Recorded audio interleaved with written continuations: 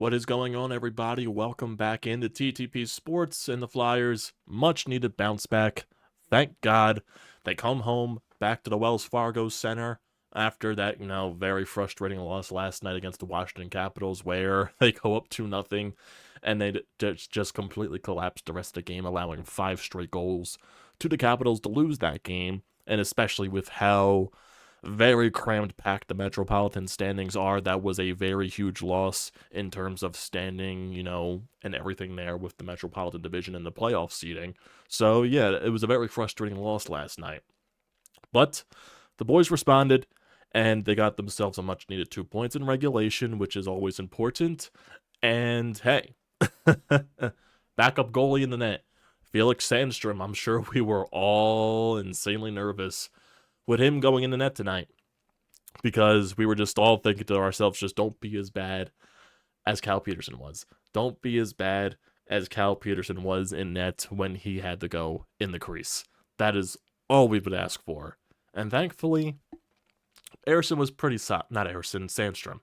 Man, I'm thinking Ersson 24/7 because he is basically the best goaltender right now the Flyers have in the depth system until the other guys come over from overseas. But Sandstrom made some good saves, especially late in the game. And I guess you can also thank a lot to the post, because Ottawa hit the post a lot. In that second period, it looked like it was a sure goal. Ottawa was celebrating, but it hit the top inside part of the post. It did not go into the net, and they hit a ton of the post, especially late in that third period. And oh boy, I'm sure Felix Sandstrom is going to appreciate the post tonight. He's definitely going to give it a lot of love. I would hope so, at least, because the post was a major savior in a lot of the shots tonight for Ottawa. Because holy shit, there was just some shots. I'm like, oh god, I'm just like wheezing. I'm like, oh please don't, oh jeez, it hits the post. I'm like, oh man, and that's basically the way it goes. But hey, 2 points, that's all that matters. And Tyson Foerster is really stepping up for you, which is huge, because I did criticize a lot of people last night for not stepping up, and Tyson Foerster lately has been the guy that's been stepping up, especially late in that second period where the Flyers once again did not play their best hockey. For some reason, the second period has been their Achilles heel as of late. I don't know what happens when they come off very strong into the game. I thought they played a very good first period. They were peppering shots on net, and they had a lot of shots. I believe they had 20 plus shots in that first period, and they only come out of that first period with a 1-0 lead. They go over 3 on the power play, which I think, besides, regardless of how bad your power play is, you can't be going over 3 on the power play in the first period. You need to at least be up at least 2-3-0 at that point if you're getting that much time in the offensive zone. Yes, credit Ottawa's goaltender for making the saves on those, when the Flyers were peppering the net, but for me, I need the Flyers to have more goals on the board there, and you could have put yourself in a much more comfortable position going down towards the rest of the stretch of the game. Second period, after it's still 1-0, Ottawa gets on the board after they basically get off to a hot start in the second period. And, after Ersson makes and basically for the first period, Ottawa really had nothing going for them. Why do I keep saying Ersson? Sandstrom was in the fucking net.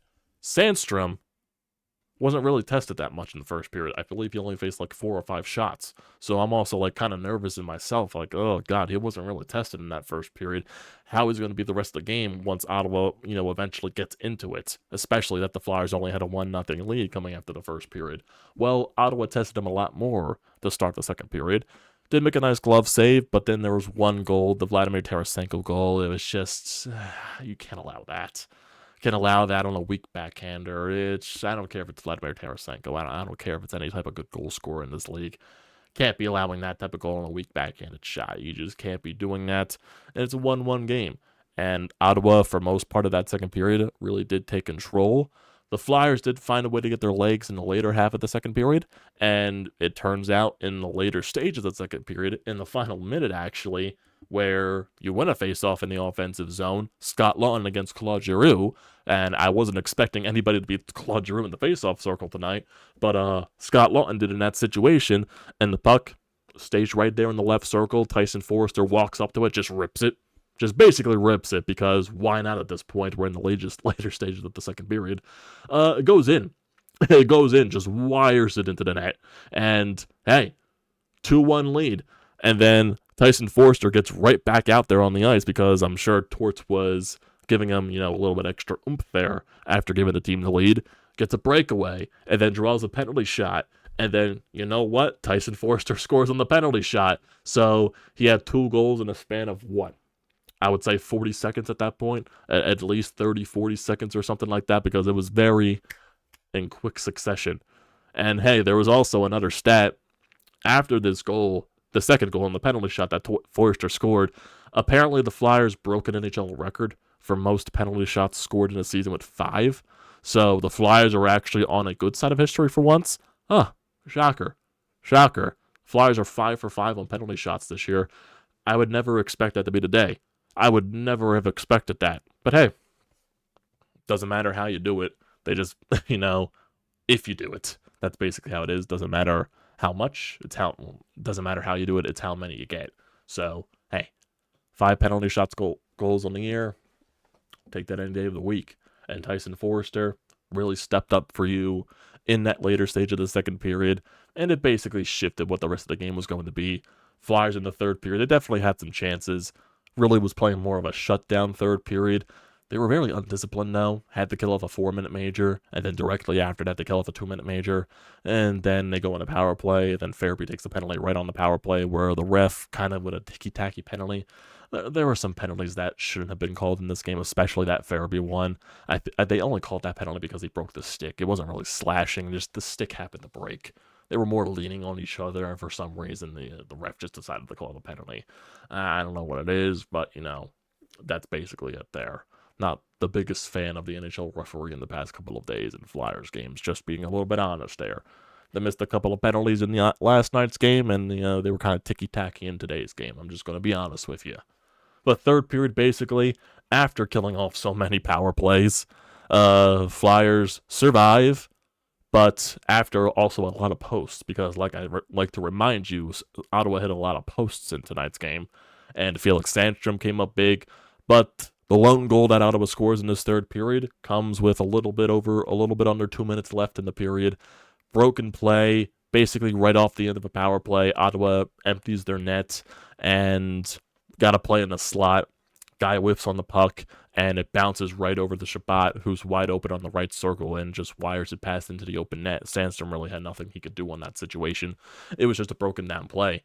You're expecting the shot to come from the guy in the slot. He whiffs on it, and then the puck just bounces right to an open guy that just happens to be there. And you really can't do anything about that at the end of the day. And suddenly it's a 3-2 game, and you're a little bit more clenched because there's still a lot of time left on the clock for Ottawa to do something. And you got to find a way to kill off this game because you really need these 2 points. Can't afford to let it go to overtime.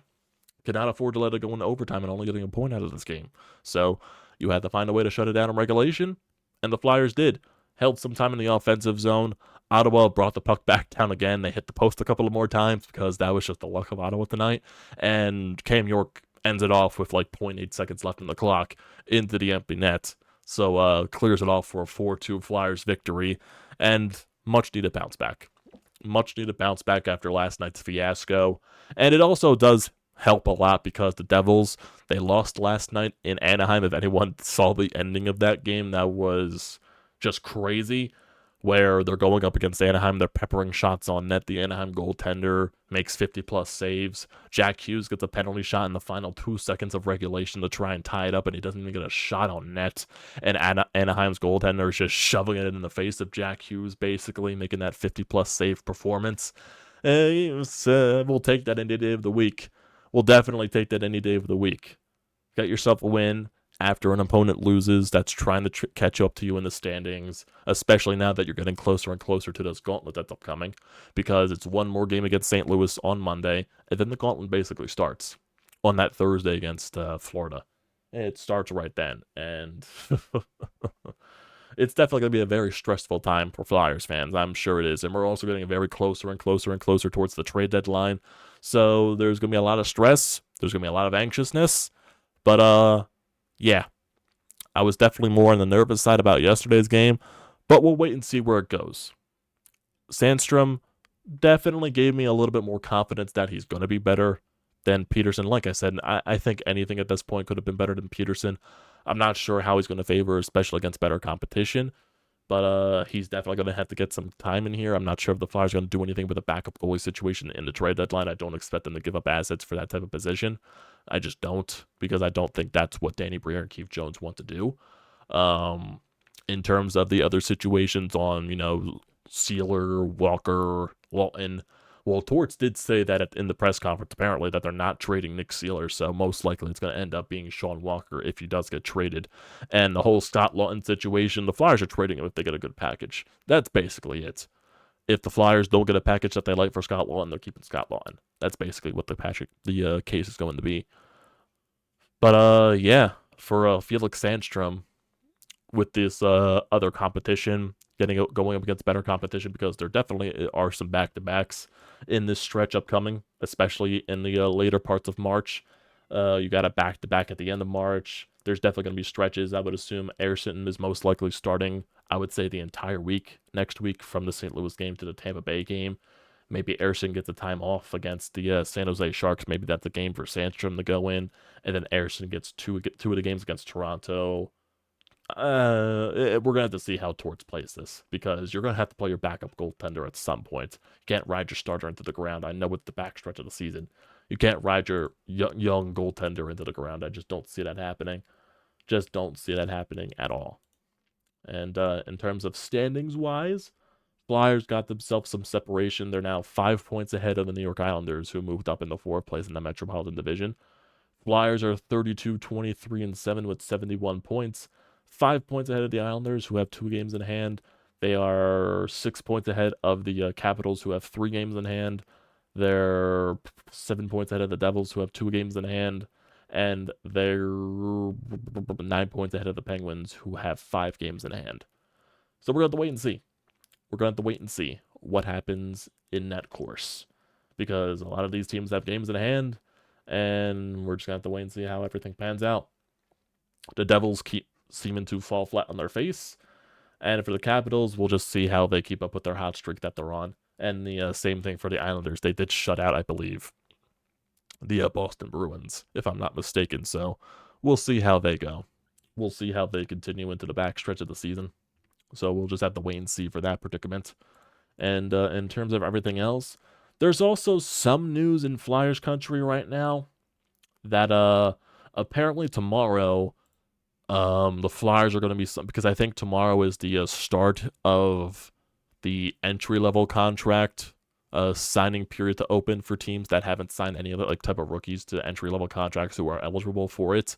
And there is a rumor going out there that the Flyers are going to be signing Denver Barkey from the London Knights that they drafted last year in the 3rd or 4th round, I believe. They're going to be signing him to his ELC tomorrow. He's putting up some good numbers in his, 18-year-old season with the London Knights. He's still a little bit of time away from coming over to the National Hockey League. He's most likely got at least one more season left in the OHL before coming over to Philadelphia, whether he plays in the AHL or whether he plays in the NHL. He most likely is going to be playing one more season in London. Then he comes over, plays in the AHL for a little bit, then comes up into plays in Philadelphia. That's what I would expect at this point, unless he just completely blows everybody out the table and he just proves that he could be on an NHL roster out of training camp or out of rookie camp or something like that. We're just going to have to wait and see. I'm sure the Flyers are not going to rush anything with Denver Barkey on that situation. But good win today. Definitely a much-needed win. And now we just got to keep it going. Keep it going. That's what this team needs to do right now. They got to keep it going. That's all they can do. And I'm going to end this video off in a couple of seconds here, because this entire time, I'm not sure if you guys can hear it, my kitten has been meowing and pawing at the door right now because he wants to come in here. And I don't let him in here because he'll start playing with everything and playing with all the wires while I'm doing this recording. I know last night you saw the other cat pop up in here, but at that point she was sleeping and then she just woke up randomly at that point. Yeah. It'll be a good time probably to end it off. Good win. Let's see how the Flyers perform against St. Louis on Monday.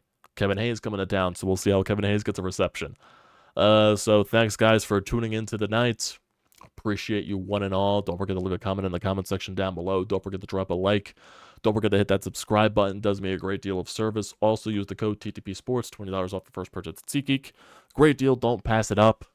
Thanks, guys, for joining in whenever you decide to tune in, and I'll see you next time.